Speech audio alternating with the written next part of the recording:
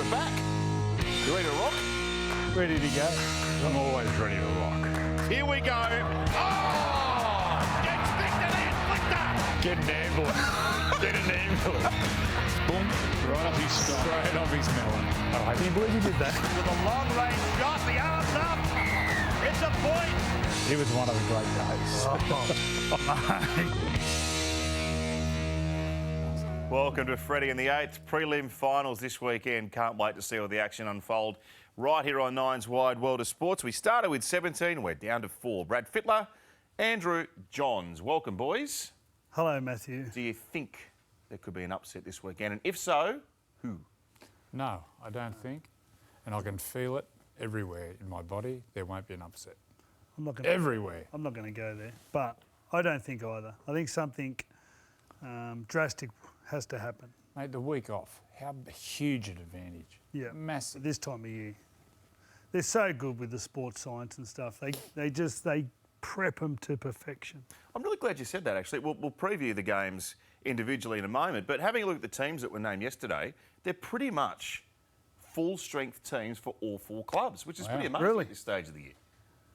If Jarome Luai plays. Hughes, well, they've all been named. Yeah. I mean, there's some long-term injuries. I mean, for Penrith, for instance... The winger, Tyler May, isn't there? sorry. But largely, they've got the main group of players, all 4 clubs, available for a preliminary final, which is pretty amazing. Going to be great semis.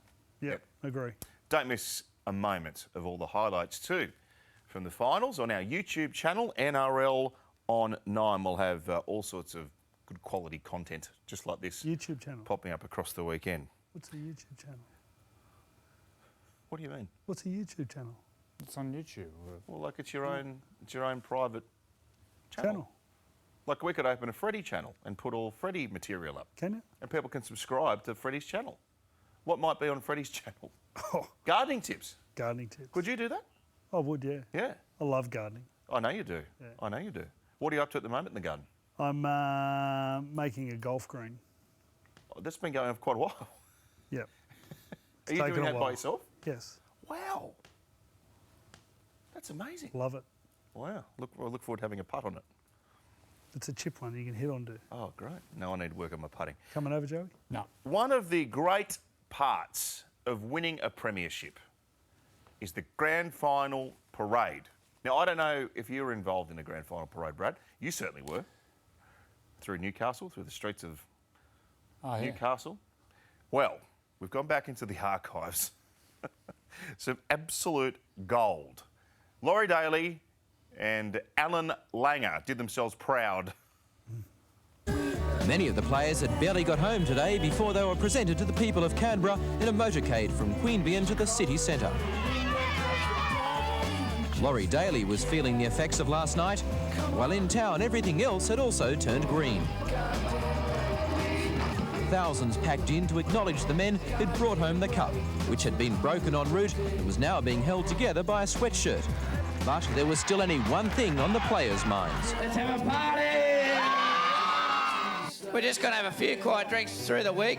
Cheeky Kevin Walters had a message for the Dragons. Apparently St George is still on the ground trying to score a try. Some had to be rescued from the surging crowd, while Langer was handed over to welcome arms and quickly disappeared into the night, returning later minus shirt, shoes and socks. This morning, Alfred found some football boots to wear, but not his voice. Yeah, not too bad. It's been a big night. Oh, wow. He's not in good shape, Alfie. I don't know if he can do any of that stuff. Oh, gee, Laurie looked like he just tied one right on. And he dropped the Winfield Cup. He could do anything. The ledge. Could do anything. Oh, cheap. 97. There's the big fella. Oh, there's our mate. I think I've only stage dived once. Remember in the church? We're at a World Cup, at the end of the World Cup. There's a great micro bit. 2001. Where were you here? Is that the number 1 sports ground? It's up at Horseshoe, up at Nobby's Beach. Oh, right. Gee, that's an amazing... Look at the crowd. What about the dealers? Sonny's. You don't look real good there either. Oh, wow. Robbie O. Here we go. It's a little bit more sedate there at the Eastern Suburbs Police Club. Oh. Sure. Oh, even the Rooster got a start on top of the bus. No, we got a bus in, actually. It was, good stuff. It was a great experience. You'd never forget that, would you? No. Great celebrations. They're good. Mixing, with the crowd. You're right. They make it all. What's wrong? What's wrong? He said never forget. I'm trying to remember. What's going on with you two today? You've been to court or something? You're all dressed up. No, I'm underdressed for a change. It's the semis. We're getting dressed up for the semis. Prelims. No, we shot the opener Oh, right. for Saturday night. Can you give us a little sneak preview? What is it? On the halfbacks. The halfbacks, yeah. It's going to be a super clash. Well, they played each other in a grand final 13 years ago in the under-20s. Oh, right. So the Warriors played South Sydney, and they were Warriors both the won. halfbacks. Warriors flogged them. They had such good under-20s teams. They were very, very Through an era there, they were so good. So it was good watching them look so young. Adam Reynolds looked like a baby. Was a long time ago. And no tattoos. You're right. Yeah. Blank canvas, as they say. Yesterday's hero. The boys have been on fire in 2023. Let's go. Let's go. Craigie gets into dummy half. Oh, this is gonna be- Spending a lot of Ashley time Harrison. first I was receiver. thinking the same. God. Left-hander. Left-hander just spirals it out. We haven't even scored the try yet. 10 metres out with 2 tackles left. That was the easiest one of the year. 276 games. 15 origins. Titans. He's a strong lad. Good player. Roosters, coached him with the Roosters for When he about 8 retired, games, and he went to the he, Titans. He ran marathons I was just gonna and say. lost about 20 kilos. Yeah, I think he's like an endurance athlete now. Still, is he? Oh, I I don't know whether but he's still Yeah, right. part of that great Queensland team for quite a number of games. Lefty. Whew, you can see the pass. Good get, boys. Well done. Coach of the year, Webster or Walters? Surely it's down to those two. Now, a lot of people say Andrew Webster, and look, they were 15th last year, so into 4th and chance to make a grand final. 3 years ago, Brisbane got the spoon. How do they ever get a spoon? Mate, Ivan Cleary's just coached a team Yeah. to 3 course. minor premierships, hasn't he? Is that 3 in a row? I'll go Andrew Webster. Or 3 out of The 4? last 4. Okay. They're going for their 4th. Did you have How do you, Brisbane? but how do you beat excellence like that? I know actually Andrew Webster has done a great job. Did you have the Warriors outside the bottom 4? I had him out You of the didn't 8. think they'd finish in the No, 4th. I had him out of the 8. No. The bottom. Did you have them in the bottom? I had them in the bottom 4. I forget where I had them. But the good thing about what I noticed on the weekend, I spoke to Jason Taylor, and North Sydney beat the Warriors knock-on effect cup team. Yes. So they're reserve grade, their second team. Yep. So the club has gone through a transformation, and that lies on the shoulders of the coach. I love this little exchange here between these two.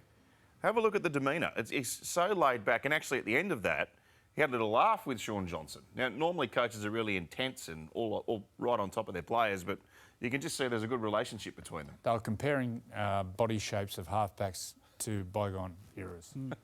Did your name come up, you reckon? Yeah. Long back, short legs, small hands, sausage dog body. Compared to... Sean Johnson, the Adonis. Fast. The way that he's unlocked Johnson, would you say that's his crowning achievement this year? Absolutely. Done a That's fabulous that's job. always the coach's job. Get your key players. You've got to get them playing to their best. And that's Sean Johnson's just been at his best. Now, in another era, well, Reece Walsh started at the Warriors and came home. Now, I didn't realise that Payne Haas spent time at the Warriors. Spent an off-season. I remember I coached him that year in a New South Wales team. How did that possibly happen? So I just think through his management, and he spent the summer, a couple of months over there, and just trained with them on like a training contract. Wow. Wow. Don't know they let that one go. He wasn't very obvious, Payne. Let me tell you. He was like he is now. 6'5", Yeah, and winning everything. he won everything. I remember there was a drill we did in it was the 18s. He was playing a year up. So Payne's born really late in the year as well. So not only he's a year up, he's nearly 2 years up.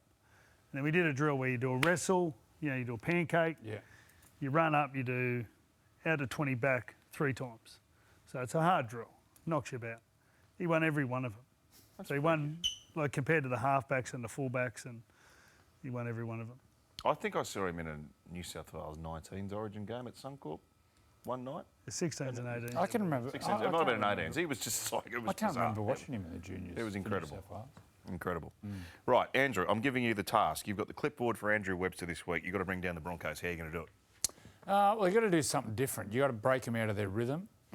So I'd be kicking the ball out on occasion, slowing the game up, just trying to break their rhythm in attack. I think if the Broncos get in that cycle of just play for play, the ball goes like that, they're going to be hard to hold out.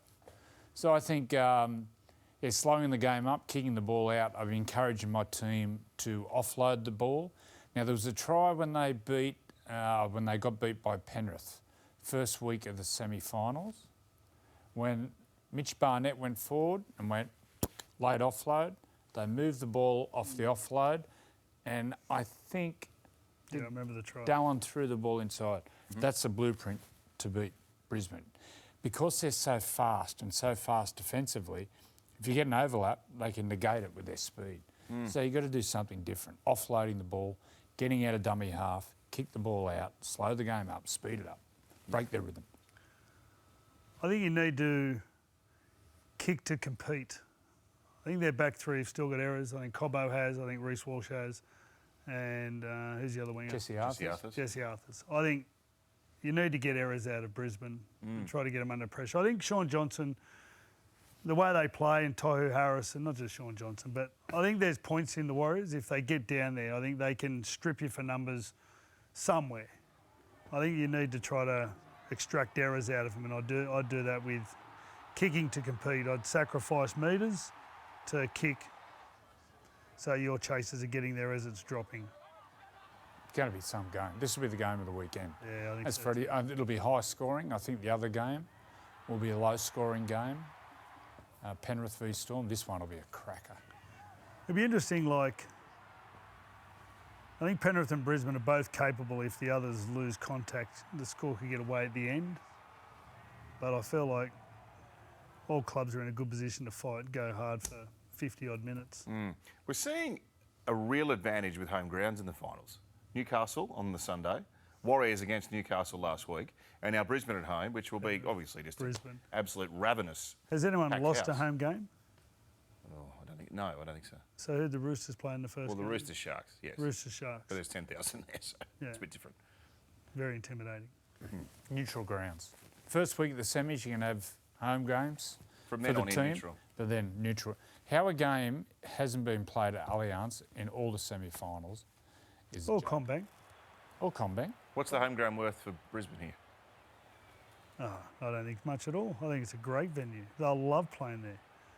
And they've just spent the last 2 years living there, so I think they'll feel like they're going home. I think it'll be a nice feeling for the Warriors.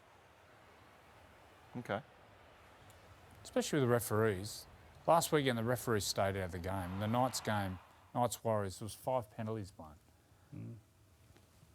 So the home ground advantage, you think you get the rub of the green with the referees, but the referees, they've put the whistle away, which adds to the game. The game's so much better when the game flows. I think there's pressure on the Broncos, the Brisbane crowd. I think the Warriors, Newcastle, some crowds have taken, atmosphere to the next level. And there was people sitting, talking to some of the people that went to the Brisbane-Melbourne game, and then they said the Newcastle game, and then you spoke about the Warriors game. Great atmosphere. Just gone to another level of just, getting into it. So I think I'd love to see Brisbane just go off like When I say neutral grounds, I think there's got to be semi-finals played in Brisbane. Mate, Suncorp, Allianz, and Combank, Not they if should there's- be using them grounds. They are But not great if the stadiums. Broncos weren't there, you wouldn't play it at Suncorp. no. But if there's a Queensland team, they should be there. They should Any Queensland team, team. definitely. Yeah. Absolutely. Yeah. With the inexperienced thing, a lot of people were wondering in week 1 of the finals when they came up against Melbourne whether Brisbane's inexperience in final situations might be a factor. Well, actually, it was the opposite, wasn't it? They were really fearless. Do you expect them to take the same approach? Yes. Yeah, they're fearless. They did make some errors in that, though. It's just Melbourne weren't, at the time, good enough to capitalise. So You made a statement a couple of weeks back saying they're just about the fastest team you've ever seen. I don't think I've seen a team as exciting and athletic. Athletic's most probably the word. Yeah. Powerful and athletic. I don't think I've ever seen a team to match them. They're a big side, aren't they? Even the centres. All The of two them. centres are monsters. All of Big, them. powerful, fit, fast, athletic, Well, you look at Ezra. strong, hungry, young. How Mate, tall's, how big's Ezra? But look how he's balanced my he is height, when he about tackles. 6'3". Big Jaminda? No. I would have. Geez, he's a good defender. Ezra. He's When he, big. when, he, when he spots him, He cracks them. he's good. Good balance. All right, we'll get the boys' tips for that game coming up. But the old finals foes opposing again in Friday night footy, Penrith and Melbourne. And Crichton's away. Penrith stepping up a notch like you wouldn't believe. Bradford reaches out to win the game for the Storm. They had to click up the gears here. They've got numbers to go. Munster, backhanded flick. Sublime football. He wants it now. Cleary has done it again. He's the man with the golden boot. He's going to kick across them. It's a one-on-one jumping contest. It's taken out there by Melbourne. It's a try! The Penrith Panthers in front of a standing ovation clinch the minor premiership, third time in 4 years. It's a remarkable record, isn't it? Gus actually mentioned in the podcast earlier, Penrith have made the finals 8 out of the last 10 years. Wow. That's a brilliant record. Good systems. That was what makes them hard to beat. Their systems are so good. They're just... they're physical. They're not that big. They're physical, they're fast, and they work hard. So like whenever you look up, there's always organised people in front of you. Get you down. So Jarome Luai has been named. This would be an incredible comeback.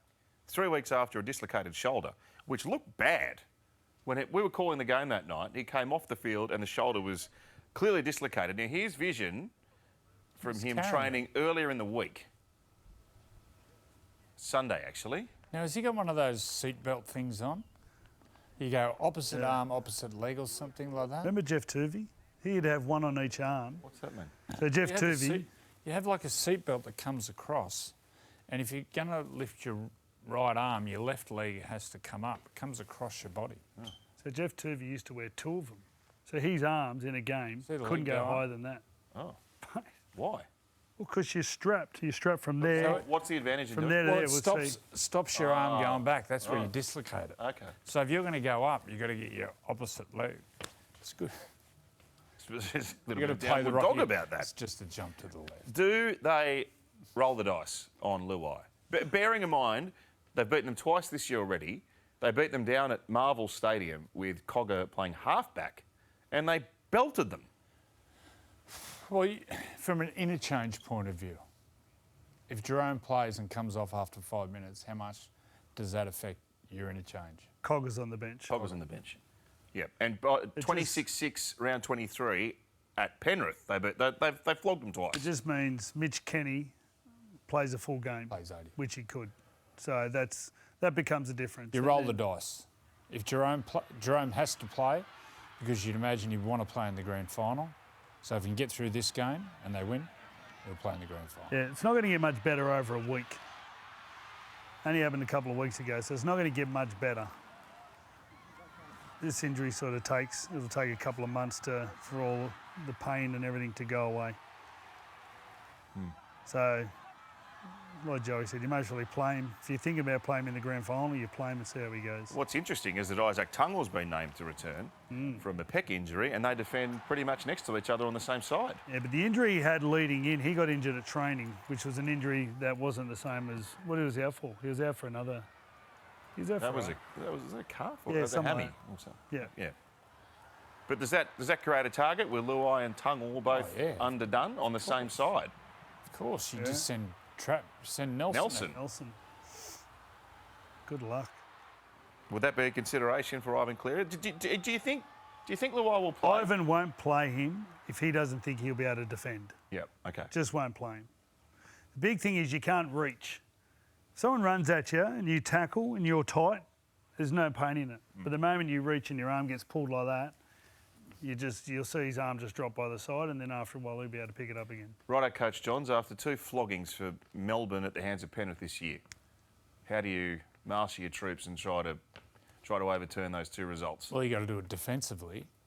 And I think Queensland showed in game 1 and 2, if you can really have a strong, really quick, aggressive defensive line that comes from the outside in, Isaiah Yeo can get spooked with his ball playing, where he gets the ball and looks, and if they're rushing, he'll go back in the middle. So I think a real hard, fast rushing defence from the outside defenders, like a Venus flytrap, let them in and close. I think they back their defence, the Storm. So it's a night game, Friday night out at CommBank, which is traditionally... It's a call. A core. Oh, sorry, what did I say? CommBank. A core, which can get slippery. So that means the rushing defence. But to do it for 80 minutes, it's a big, big, tough ask. Does Harry Grant start? I would. I would. Start him, play him 80. I'd play him. I think he's got to play the whole game. I think they need to throw them all out there. They have to start strongly, don't they? They need to throw them all out there and back their bench. Big Nelson starting too, you reckon? If you back your defence, as I've said many times, my greatest coach, I've been coached by Warren Ryan. He talks about in the 80s when he coached the Bulldogs, and he used to say to them, if we keep him to 0, how many points do we have to score to win? They go, 1. And you go, yes. It's all on Munster and it's all on Harry Grant. If they defend that well and can really restrict Penrith to under 10 points, then it's up to Harry and Munster to get them home. Yeah. They looked very unorganised from a point of view of, you could see the loss of Jarome Hughes. A lot of passes hit the ground, didn't they? Heaps of passes hit the ground.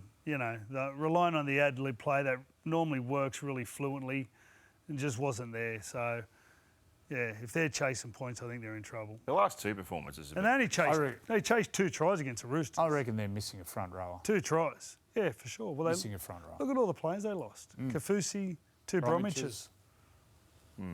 3 internationals. It'd be almost Craig Bellamy's greatest achievement if he could get them to win this. Get them through. Well, I'll tell you what I did see on the weekend with the Roosters. Roosters were the same. They were so gutsy. Yeah. Like nothing was going well, was it, for both teams? And momentum was like going for like 10 minutes. Big swings in momentum. And the teams were really gritty and gutsy. So I've got to say, if they take that and there's a bit of fine-tuning and things come off for them, then they're always good enough with Harry Grant and Munster to... Yeah, the one thing about Munster is, although it wasn't a particularly happy night for him in attack, he tried his backside off in defence, made some big tackles, he still came up with a kick and for Warbrick to score right at the death. Yeah, unbelievable. I reckon that's the best catch I've ever seen. Like the fact that... In the circumstances. Ponga's hands were there with it, so that if you bobble that a little bit, it's a no try. And what about the put down? And had plenty to do to get it down. He's a bit of revelation, hasn't he? Yeah.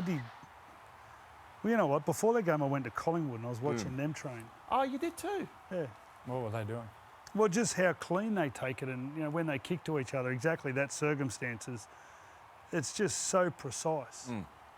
It's quite amazing, actually. So I watched them train and then they were telling me it's the Collingwood trainers that go over and do some kicking with them and some catching. Yeah. But watch him catch like that with Ponga's hands all around it and to not leave his fingers was amazing. The coach, Craig McRae, at Collingwood, was the Melbourne Storm kicking coach when Cam and Billy and those lads were playing. Cam was telling me on the weekend. They're next door. They've got a brilliant facility, Collingwood. Have they? You've seen that training field behind Amy Park. There's a couple of thousand. The old Olympic Stadium. Yeah, that's their training field. It's absolutely magnificent. There's a couple of thousand there watching them train. Yeah.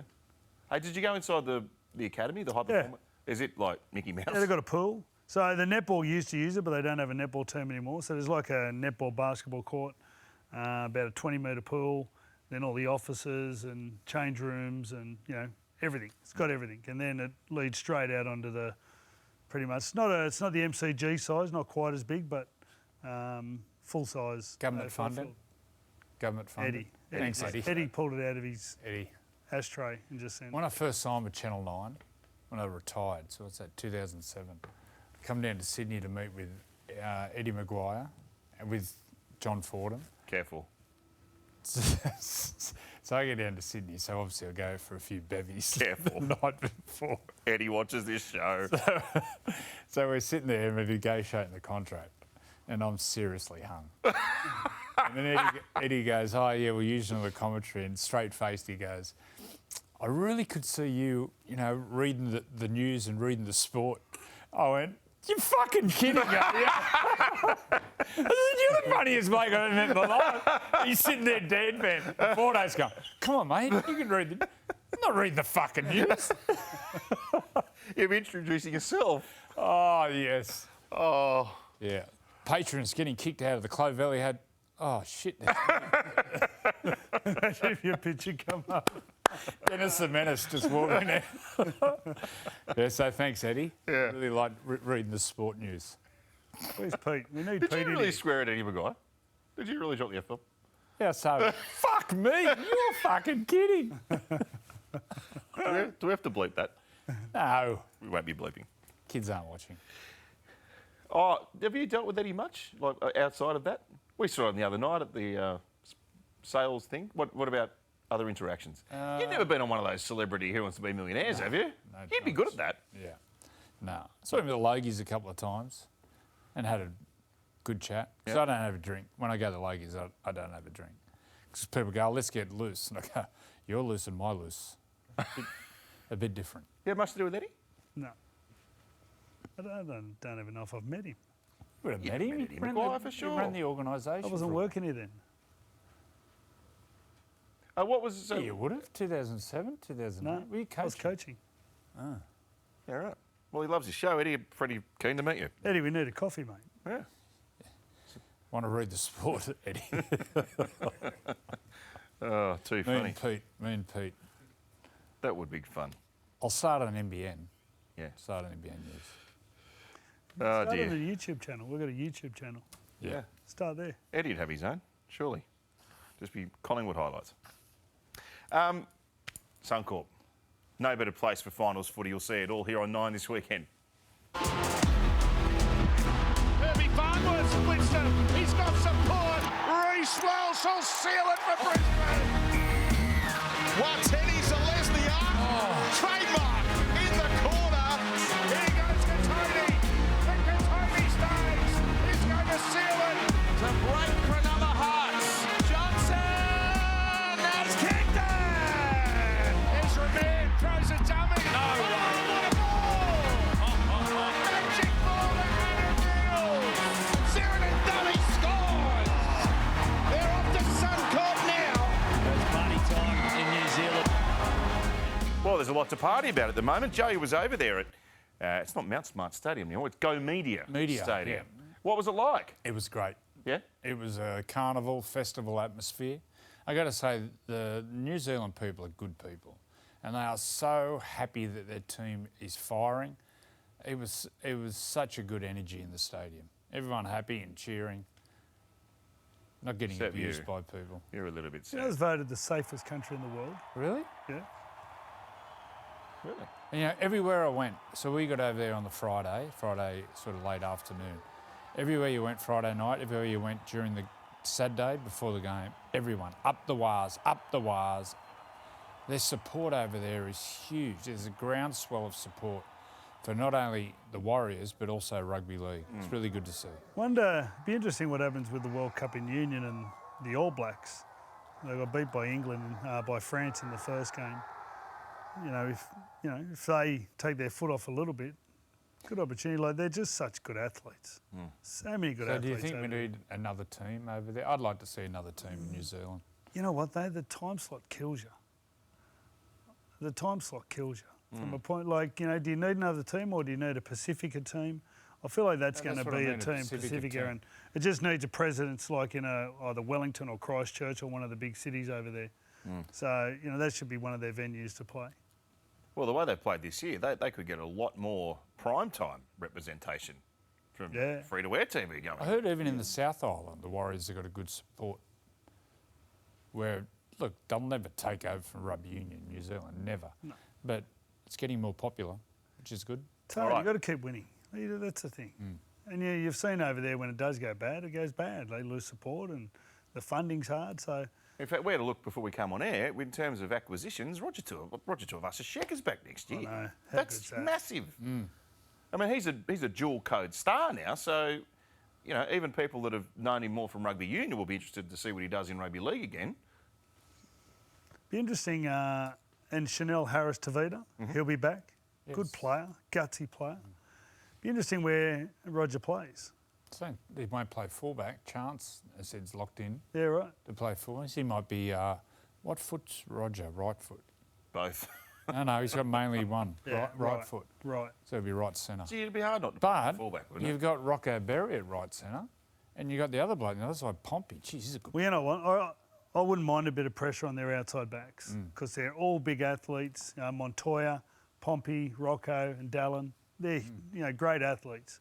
Maybe a bit of pressure might be good for them. For if there's 5, you always got someone injured anyway. Chance has been phenomenal for them this year. He's safe. How He's good? safe. But just his running. He's run. He ran for so over hard. 300 metres against Newcastle. He's been brilliant. But I mean, this is a Dally M Golden Boot winner, Roger coming back. He's been away for a while. Good competition. It's Yeah. good. All right, not just the men in the spotlight this weekend. NRLW preliminary finals. It's going to be a couple of cracking games. I reckon they get a good crowd. Newcastle. The Knights are hosting this week. Yep. They'll be packed I in think they there had a again. stand-alone a couple of weeks ago. Last weekend, the weekend before, they got 4,000, which was really good. They might double that this week. Oh, absolutely, with a spot in the grand final at stake. Here's Marley and Ruan. Well, Roo, it's finals time in the NRLW, and we've got 2 cracking games on our hands. The first one we'll see on Sunday is the Knights versus the Broncos up there at McDonald Jones Stadium. Who's going to take that one out? Well, I'm really excited. Home semi-finals, first time ever. I think Knights at home, it's hard to go past the Knights at home. The Broncos have had a really great run into the finals and they're scoring points really, really well. I just feel like for the Knights to win, they need to make sure they're playing their style of footy and then they just continue to suffocate the amount of possession that Ali Brigginshaw and Gal Broughton get because they're obviously they're 2 key playmakers and they create a lot of opportunities. And then on the flip side, if the Broncos are to win, they need to make sure that that middle stays firm. They can't give any Tamika Upton or Jessie Southwell any sniff through the middle there. So and Olivia Higgins as well, who's been really good for them. So yeah, but I am tipping the Knights at home, but they're the 2 things that I think both coaches will be looking to shore up this week. Oh, it'll be interesting. And then as equally interesting as that second game, it'll be the Roosters hosting the Titans in their first home semi-final at Allianz Stadium. What do we think is going to happen there? Well, no Jess Surgis this week. She's still got 1 more week with that injury, but Keely Davis and Millie Boyle both return, and I think that bolsters the stocks a lot for the Roosters. But the Titans, I've loved their turnaround this year. I've loved the mentality. I love the characteristics they've shown because they just dig in and they hold on and they love when it's tough and they love when it's hard. So I think both teams are going to want to start well. The Roosters have had a couple of games where they haven't started as well. They've had to come from behind.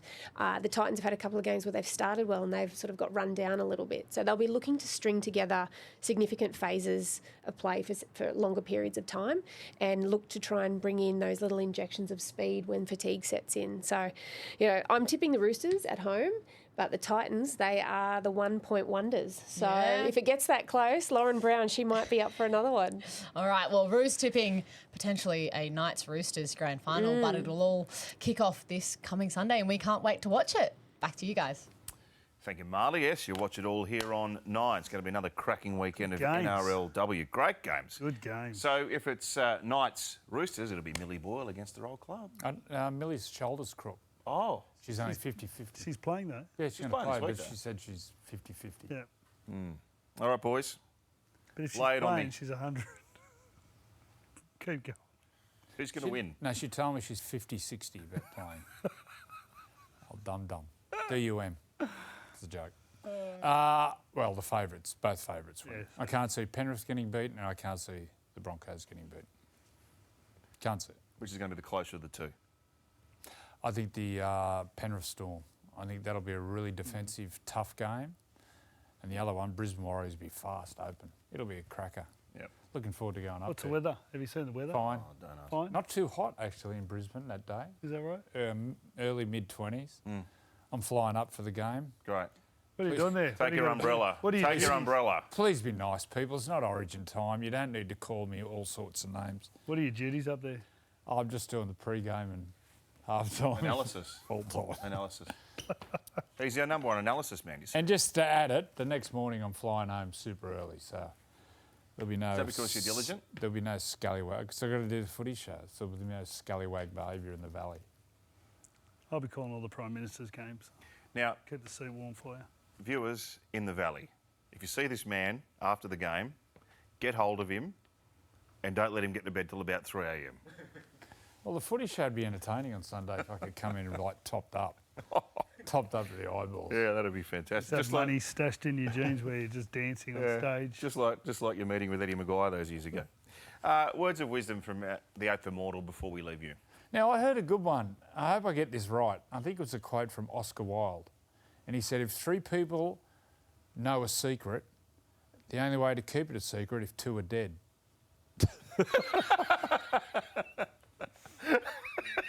That's very good, isn't it? Yeah, thank you. So what are you saying? You advocating murder of people that know your most inner secrets? Not at all. No. If you're gonna Don't tell tell someone a people. secret, Don't tell people secrets. We've got a couple of shirts though that someone sent us. Oh, yes, boys, you brought the shirts in before we go. Yeah. The late Damien Lovelock. Zoo, Have you got a story, a Damo story? Now, just for viewers that aren't aware, Damien Lovelock, former lead singer of Celibate cult Rifles. Australian band, Celibate Rifles, but also an authority on soccer. Huge. He used to get on SBS and have his dog, have his pugs with him. He was his a pug. unique bloke. So we went from the wild life of a rock and roll star to the yoga teaching hippie on the northern beaches. Yeah. His yoga classes were basically a documentary of his life. He just used to sit there while you're in pose and he'd be telling you stories about when he was travelling overseas, and it was a good time. Good time. He helped me out no end. When I first retired, on a serious matter, and moved to the north side, I was completely lost for about 18 months. I'm talking holding on by my fingernails. And I was down the beach one day, I ran into Damien. He just said, are you all right? And I said, oh, yeah. He goes, no, I'm going to ask you, all right? I've been seeing you around. I sort of like broke down in tears and, mate, I'm really struggling, X, Y, and Z, missing playing and this. And he said, come to yoga. I'm like, I'm not going to yoga. He said, come along. So I started going along. And from there, it was just... Wow. And I'd go for coffee with him after. We'd have lunch. Great chat. He was a great chat. Put Really things good into chat. perspective and helped me on the way to get over that retirement. Oh, good. Really good fella. Indebted to Damien forever. And got me on the path to doing yoga, not only for the body, but for the mind. I didn't realise that you didn't do yoga when you were playing. This is No, a post-playing thing. no. Yeah, right. No one did. No one did. But you're an advocate. I mean, Oh, yeah. it's in your family. Well, if it can slow this up. Because when I started doing the yoga, and Damien's like, so, man, I'm feeling it. He said, but it's about the breathing too. When I'm talking about the breathing, listen. I mean, you walk out of there and it changes. I'm just, wow. I spoke to Kate about it. Yeah. And Kate was saying basically yoga was just put in place to breathe in different positions. So it's basically just like meditating in different positions. And prepare for meditation. That's what To all talk- yoga was. Open your chakras, is that what they call? To talk to God. Are we actually having this conversation on this show? Yeah, feeding you. That's the 7th. Okay, let's talk about going to the cross, doing yoga at the cross back in the day. But this man, Damien, is there a musical Well, it would appear coming so, up 'cause it's on with the Damien? t-shirt. But if you want to read, an interesting guy, great Australian, Damien Lovelock from the Celibate Rifles. Very wise man who'd been to hell and back a few times, been through all sorts of dramas and addictions. Great fella. Great fella. That is Freddy and the Eighth. See you over the weekend, gentlemen. Couple of great prelims. And this You going time to next Brisbane? week, no, I'm not. You going to Brisbane? No, I'm doing the Prime Minister's. Where's Eddie? I'll read the news. I'll tell you what I'm doing. I'm moving house. Would you like to swap? Yes. Ooh, that's- I'll No, you move house and you can go to Brisbane. You would not want to swap. I for actually that. went to the movie. That is the last night. worst job of all time. Have you seen a movie called The Haunting in Venice? No. Oh, scary. You go to a horror movie, Well, I didn't know it was a horror movie. mate. Look at the title. Oh, Did you go last night? I went last night in Gold Class. It's good. Recommend it. But make sure you that night you sleep with your light on because it's a little bit scary. Uncle Andrew's tortured. See you next week. With the finals around the corner, NRL on 9 has you covered. From match highlights, press conferences, don't forget, Freddy The Eighth. Of course. NRL on 9 has you covered for everything. One-stop shop. Make sure you subscribe so you don't miss a moment.